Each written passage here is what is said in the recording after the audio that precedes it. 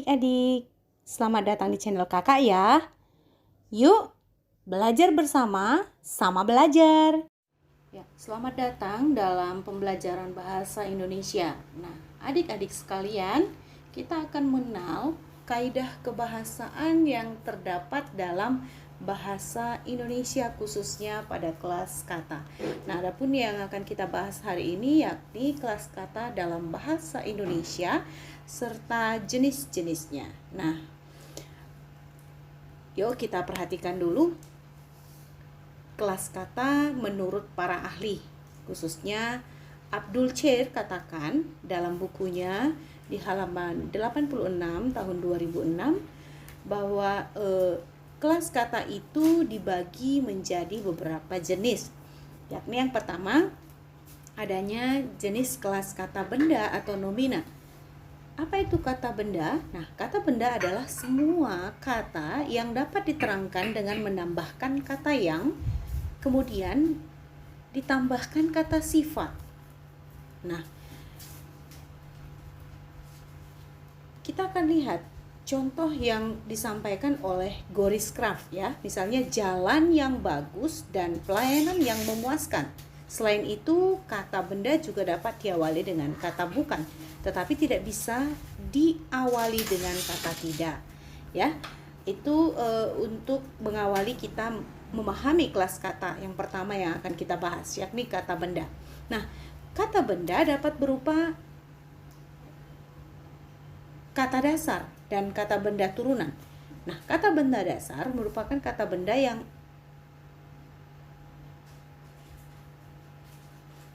tidak berimbuhan. Contohnya rumah, murid. Nah, rumah dan murid merupakan kata benda dasar. Nah, sedangkan kata benda turunan yaitu kata benda yang mendapatkan imbuhan. Contohnya penyiar dan bendungan. Kata dasar penyiar yaitu siar, mendapatkan awalan pe, ya. Dan bendungan mendapatkan akhiran bean, ya. Bendungan. Maksud saya akhiran an. Nah, yang kedua, ada kata benda dengan bentuk reduplikasi, misalnya rumah-rumah dan buku-buku. Serta kita akan melihat yang ketiga, kata benda majemuk. Nah, contohnya sapu tangan dan minyak goreng. Ini adalah kata benda majemuk. Yuk kita lanjut ya. Kemudian kita pahami kelas kata berikutnya, yakni kata kerja. Kata kerja atau kata lainnya yaitu verba. Nah, kata kerja adalah kata-kata yang menyatakan perbuatan atau tindakan. Semua kata yang mengandung imbuhan me, ber, di, kan, dan i atau penggabungannya termasuk ke dalam kata kerja. Mari kita buktikan. Tetapi jangan ini dulu ya. Ada juga kata kerja yang tidak mengandung bentuk imbuhan di atas ya, karena merupakan bentuk kata dasar. Misalnya tidur, bangun, mandi, datang, pulang, dan sebagainya. Kita lanjutkan.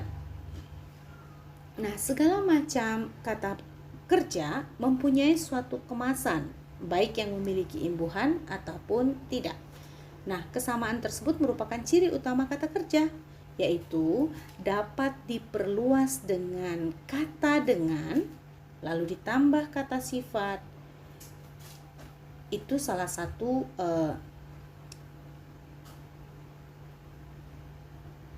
ciri dari kata kerja ya. Contohnya ya, belajar dengan rajin. Nah, ini adalah penggabungan antara kata kerja ditambah kata dengan ditambah kata sifat ya. Belajar dengan rajin. Kita lanjutkan.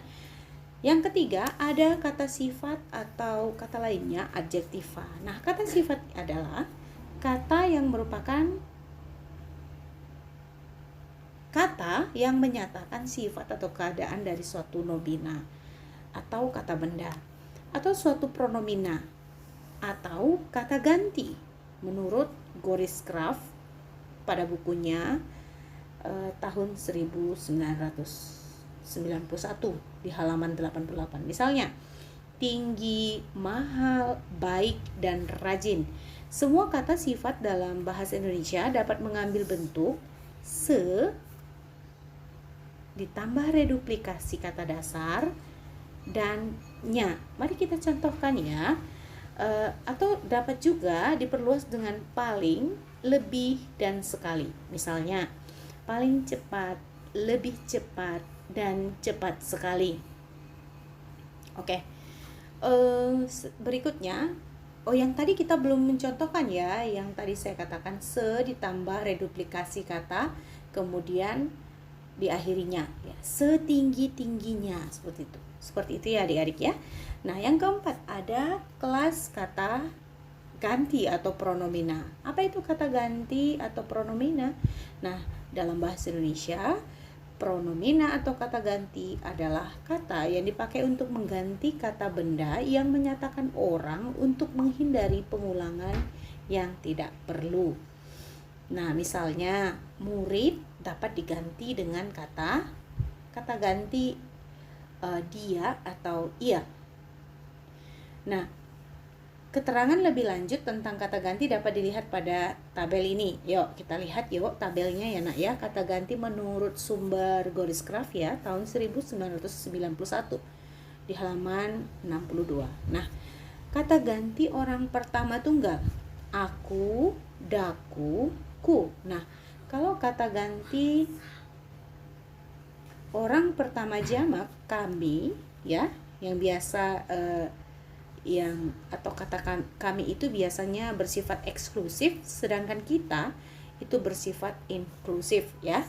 Nah, kemudian ada kata ganti orang kedua. Nah, seperti engkau, kata ganti orang kedua tunggal ya. Kamu, kau, mu, dan Anda. Nah, kata ganti untuk orang kedua jamak adalah kamu, sekalian, Anda, Anda sekalian, begitu ya.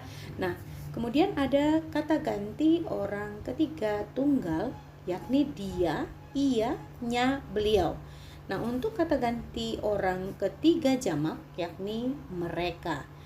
Nah, adik-adik, berdasarkan bagan yang tadi kita sudah perhatikan, kami dan kita itu sama-sama berfungsi sebagai kata ganti orang pertama jamak. Bedanya, kami bersifat eksklusif, tadi sudah saya jelaskan, sedangkan kita bersifat inklusif. Nah, artinya kami bersifat eksklusif ini, pronomina itu mencakup pembicara dan orang lain di pihaknya, tetapi tidak mencakup orang lain di pihak pendengar, ya.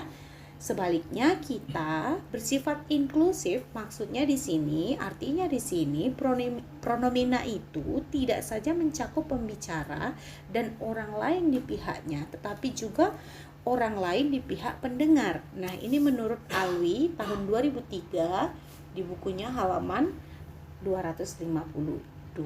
Nah, yang terakhir kita akan membahas satu lagi kata ganti ya, yakni kata keterangan ya. Apa itu kata keterangan? Nah, kata keterangan merupakan kata yang memberi penjelasan pada kalimat atau bagian kalimat lain. Kata keterangan juga dibagi menjadi dua ya nak ya.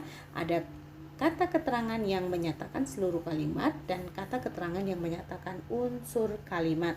Ini menurut Abdul Chair tahun 2006 ya.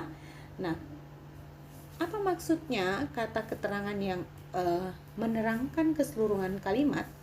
Nah, kata keterangan yang menerangkan keseluruhan kalimat mempunyai 4 fungsi ya. Yang pertama, fungsi-fungsi itu ada fungsi kepastian, yaitu memang, pasti, tentu, itu contohnya. Kemudian ada fungsi keraguan atau kesangsian, yaitu barangkali, mungkin, kiranya, rasanya, agaknya, rupanya. Dan yang ketiga, ada fungsi harapan, yaitu semoga, moga-moga, mudah-mudahan, hendaknya.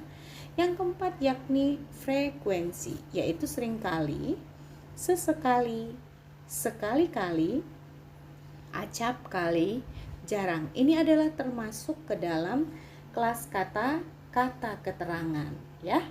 Baik, kata keterangan ya yang menerangkan keseluruhan kalimat mempunyai 4 fungsi loh. Nah, fungsi-fungsi tersebut antara lain yang pertama, adanya kepastian, yaitu memang, pasti, tentu. Kemudian ada juga fungsi keraguan atau kesangsian, hampir mirip ya adik-adik, yaitu barangkali, mungkin, kiranya, rasanya, agaknya, rupanya.